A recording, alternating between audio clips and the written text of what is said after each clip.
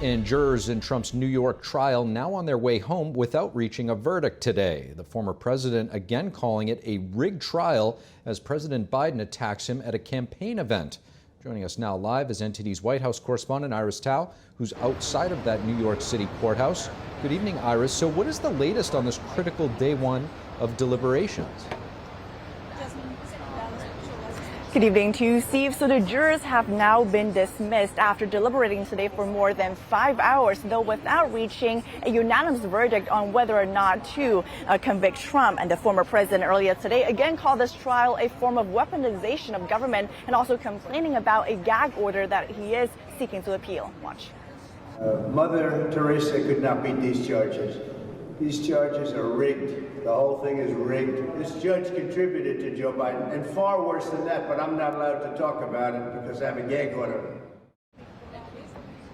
And during jury deliberations this afternoon, the jurors sent two notes, one asking for specific parts of testimonies, one from, of course, the former tabloid publisher who testified for days, David Pecker, and the other one by former Trump attorney Michael Cohen. And the other note is to ask to rehear jury instructions which weren't given to them on paper, but only if they want to hear it again, they could ask for that. And meanwhile, these requests could take hours to fulfill, and that's why we're seeing that this court has been dismissed for the day, and tomorrow morning is going to resume at around 9:30 a.m. Meanwhile, earlier this morning, the judge gave jury instructions during which he told the jurors that, one, they have to set aside their personal biases and opinions to focus on the facts and evidence, also telling them that they have to be convinced beyond reasonable doubt about the alleged charges to reach a guilty verdict. But the judge also told the jurors that they don't have to unanimously agree on which underlying crime that Trump is trying to hide through allegedly falsifying business records to reach a guilty verdict. And that is a major sticking point, as we know that Trump's team has been arguing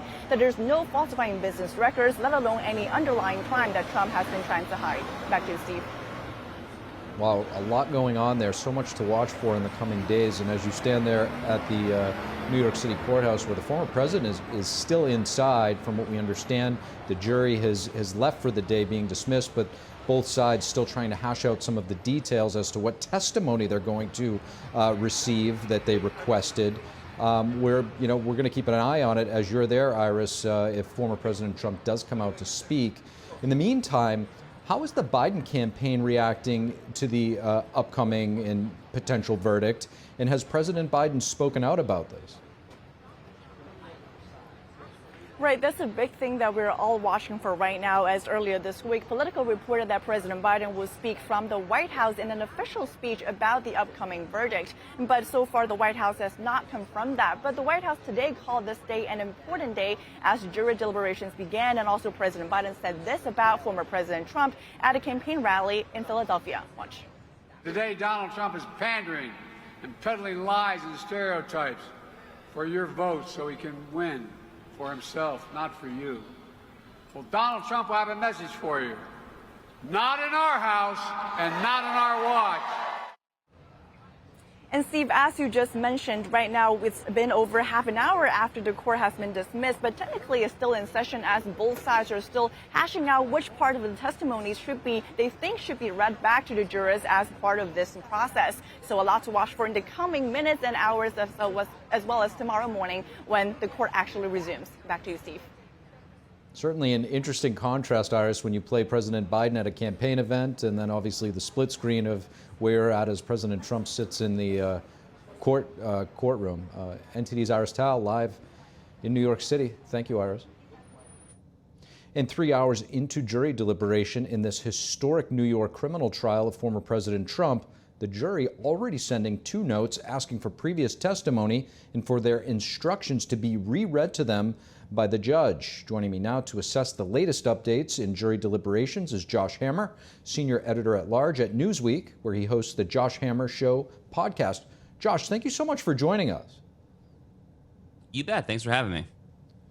Now, the jury requesting testimony, it appears, from David Pecker and Michael Cohen about the 2016 meeting where Pecker and Trump allegedly agreed to the so-called catch and kill plot. What does this signal, and how common is it for a jury to ask for testimony of witnesses, especially this soon into it? And how would the absence of a journalist on the jury impact their deliberations on this issue? So first of all, let me just make the basic legal point that when it comes to so-called catch and kill schemes, which is basically just paying a fee for an NDA and then just not running the story, that's totally fine. I mean, there is nothing legally problematic with that whatsoever. Catch and kill schemes really go back as far as the entire practice of journalism itself. Personally, I was always kind of dumbfounded when I saw the prosecution trying to play up Mr. Pecker on this whole catch and kill scheme with the National Enquirer. So, I'm not entirely sure. I'm not on the jury. Obviously, I'm not entirely sure what they're discussing right now. But one thing to bear in mind as well when it comes to the catch and kill testimony from Pecker is the jury instructions from Juan Merchan, the judge here, were so vague and so open-ended. I mean, he basically said that you guys can disagree among yourselves as to what the predicate offense is, as to what the in furtherance of tack on to the underlying fraudulent bookkeeping charge is. Maybe some of them think that the David Pecker catch and kill testimony might somehow implicate one of those charges. It's not obvious to me which charge it could possibly even implicate there. But at a bare minimum, what we can definitively say is that the fact that the jurors have been dismissed for the day, the fact that they're coming back in tomorrow morning on Thursday, is great news, I would say, for Donald Trump, because a lot of people are confidently predicting, especially from kind of the left side of the political and legal aisle, a lot of people are confidently predicting that Trump is legally speaking, is a dead man, and that the jury's going to basically come back with a verdict within 30 to 60 minutes. I heard a lot of people kind of say this with full braggadocio, and it has not happened. So thus far, I think, I mean, it's all kind of sifting and reading in the tea leaves, but thus far, I like what I see from a Trump perspective, at least.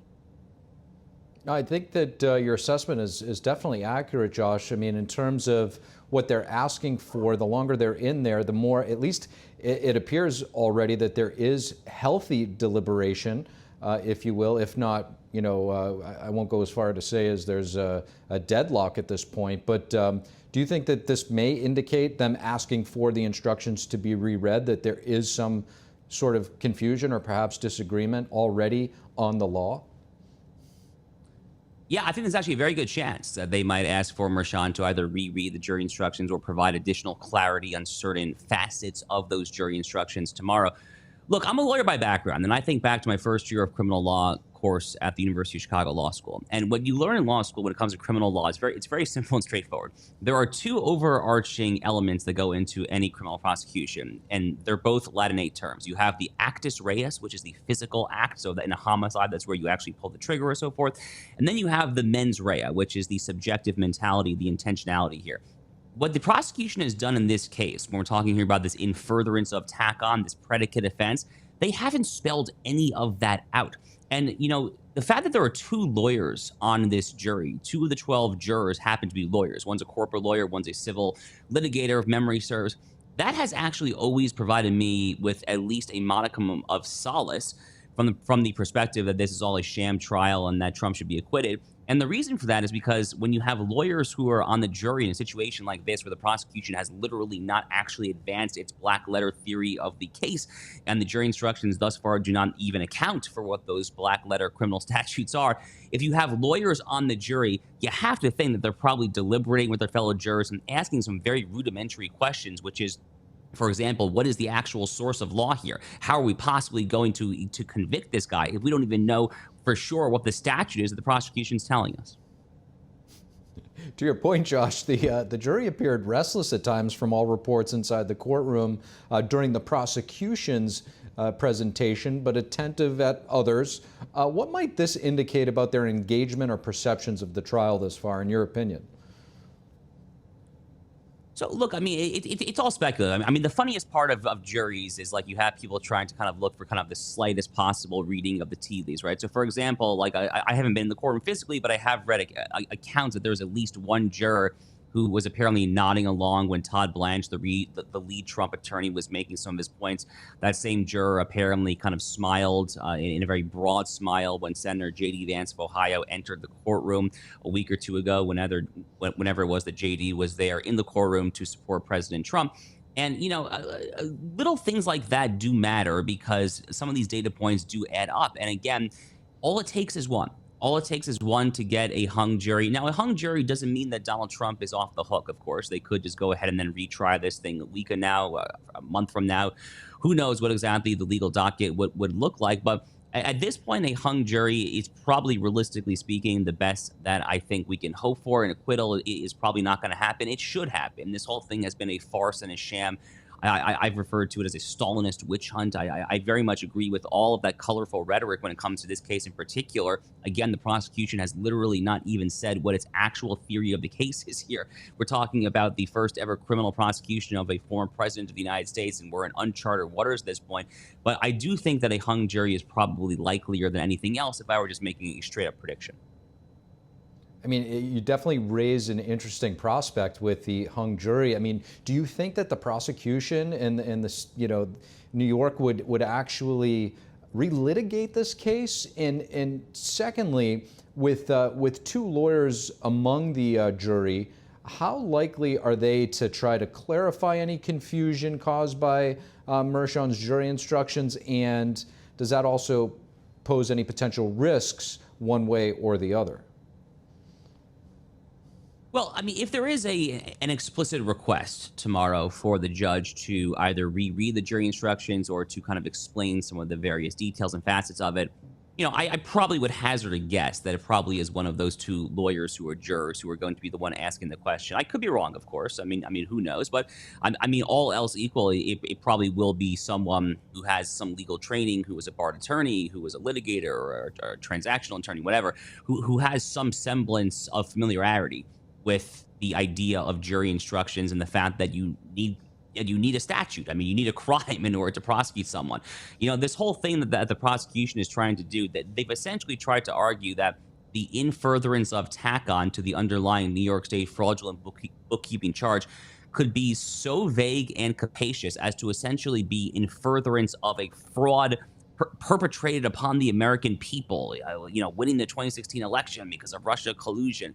It's just so patently nonsensical. And again, if any of these jurors have kind of a modicum of intellectual honesty in their bones here, and maybe that's too far of a stretch for a New York City jury pool, maybe it's not. But if any of them do, then those are exactly the kind of questions that they should be asking. To your first question, do I expect the prosecutors to try this again if they get a mistrial? Yes, I absolutely do. I 100% do. They have come this far. They have utterly beclowned themselves. They have suffered the various indignities of people like Michael Cohen doing what he did on the witness stand, where he copped to stealing $30,000 from the Trump organization.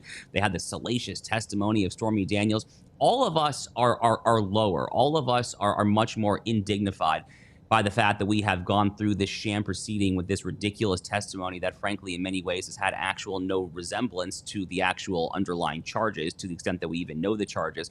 So I think these people basically have no compunction at this point. They're basically unshameable.